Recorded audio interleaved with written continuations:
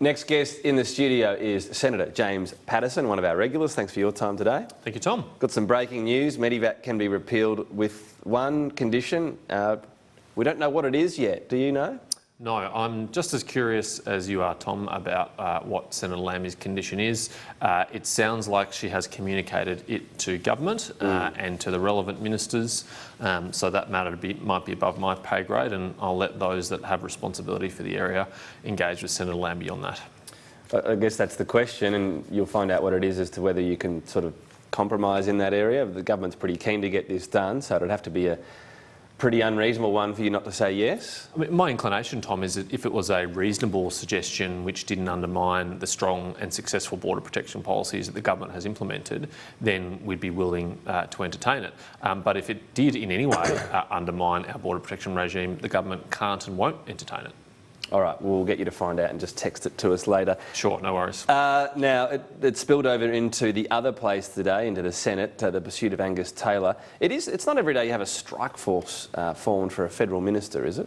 I think people are getting a little bit excited about the name that's been used and the excitement of that. Essentially what's happened here, Tom, is that Mark Travis has done what he always does, which is he's written a letter to a law enforcement agency about his political opponents and asked them to investigate them.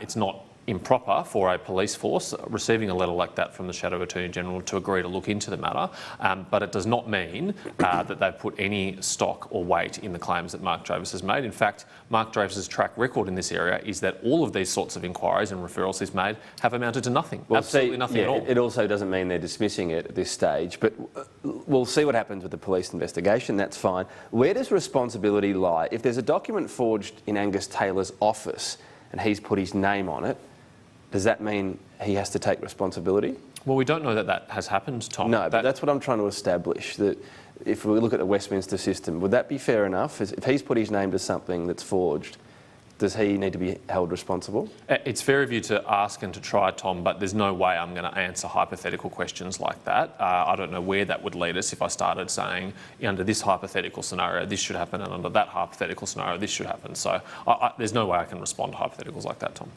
So it might be the case of if someone has gone rogue within the office, it's entirely on their head, not Angus Taylor?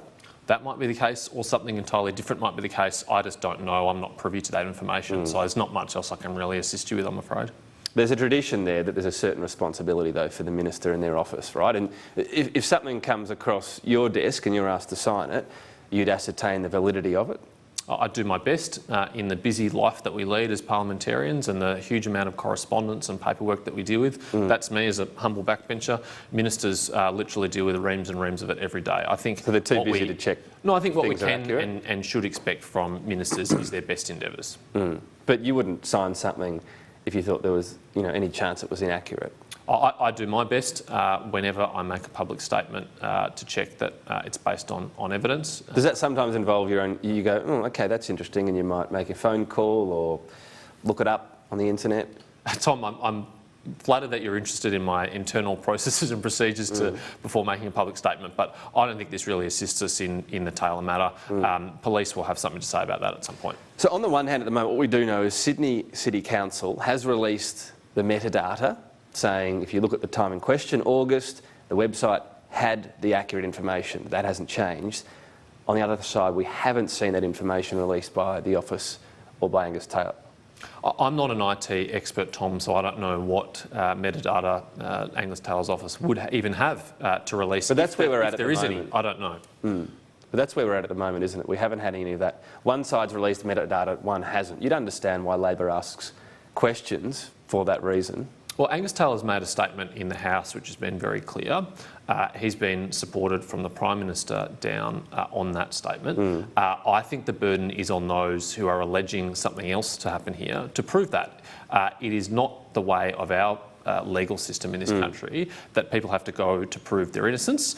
You have to prove their guilt. If you're the one making the accusation, the burden is on you, and I don't think that burden has been met. So that's obviously the case in a criminal case. Is there an element, though, of if a minister is trying to clear their name, if they have evidence, present it. If they have metadata, present it.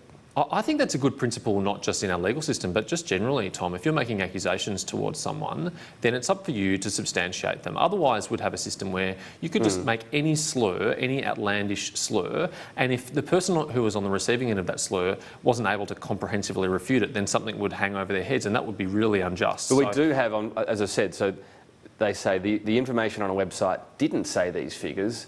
Your figures have been made up in some way. They have presented evidence and there's not evidence on the other side. No, all we have, Tom, is an admission from the Minister that there was an inaccurate number used in a letter, which he has apologised for. That's all we have.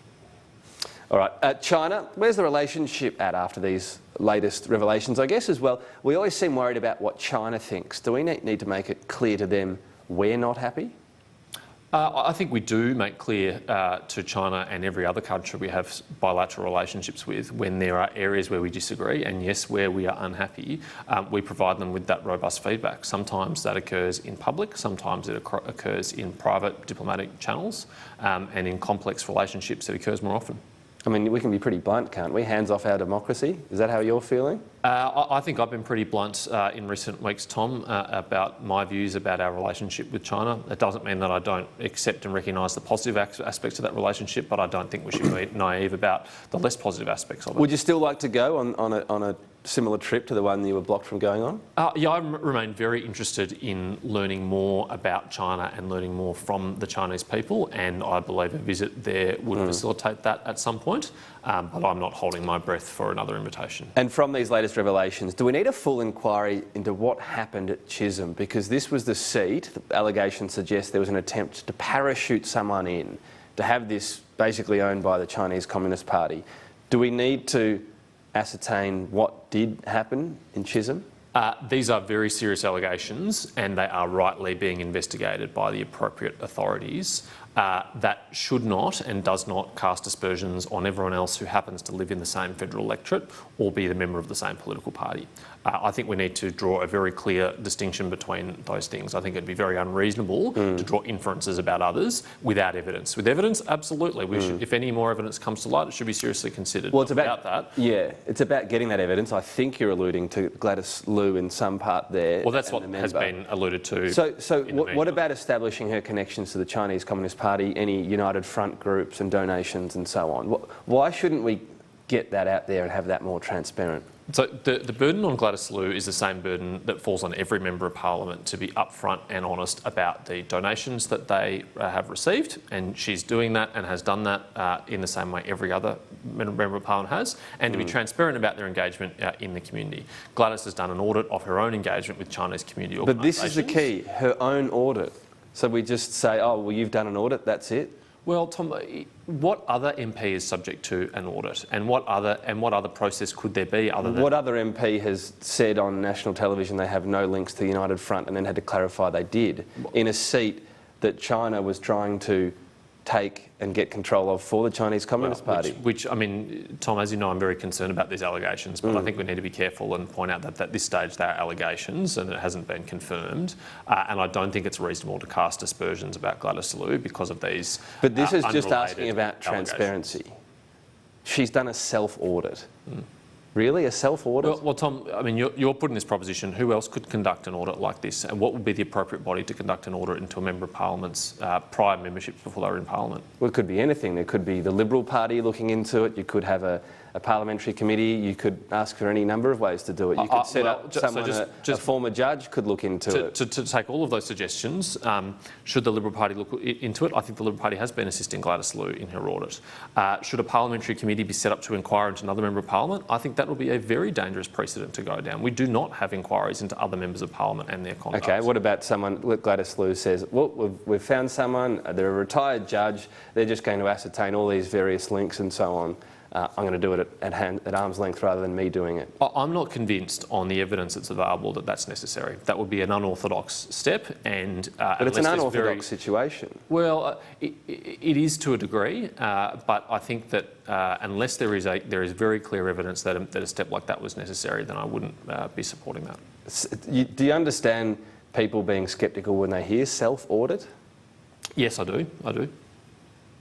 and so that triggering the need for saying, well, come on, can't we really find out what's happened? Well, again, Tom, I think this goes back to our original discussion, which is that the burden is on those making the accusations to prove those accusations. If you've got information which you think is pertinent, if anyone watching this thinks they've got information that's pertinent, well, that's their obligation to share that. But in this case, you've also had someone saying, no connections, oh, by the way, there were some, but yeah, these are it. And she's now been completely upfront and corrected the record, as she should. And just finally, on donations, there's obviously a requirement to disclose any donations above $13,800. That's a pretty high bar. Can that be lowered? It could be. It's up to the Parliament whether it wants to do that. I would personally advocate caution in that area because the reality is we know in this country in the past people who've made political donations have become a target for that. Particularly if you talk to people in the building industry, they know if they make donations above a threshold and are required to disclose it, that they will become targets of the CFMEU. But you've also got a situation where it's very easy to hide large sums of money in terms of not being accountable. Sort out 50 people to give $10,000 each, you've got a massive amount of money that could swing a seat. I can tell you, Tom, fundraising is not that easy. It is not that easy to get 50 people to give $10,000 each. Maybe if you've got links to the United Front, it's a bit easier. Well, one thing that's I think it's improved in recent years is that we now ban donations from foreign entities, and I think that's the right call. And the second is our political parties are working more closely with our security agencies to be sensitive to the sources of donations. So just trust them? Well, no, our security agencies have been giving very clear advice to political parties about people that they should not be engaging with. They previously ignored it though, so they're being better about it, are they? I think everyone in Australian politics has woken up from a relative complacency 3 or 4 years ago. Could we look at it again, that threshold? Given the heightened sort of after every interference? election, the Joint Standing Committee on elections looks at these matters and will consider all of those sorts of matters. There'll be no doubt submissions on that and they will make recommendations. James Paterson, always appreciate your time. Thank you. Thank you, Tom.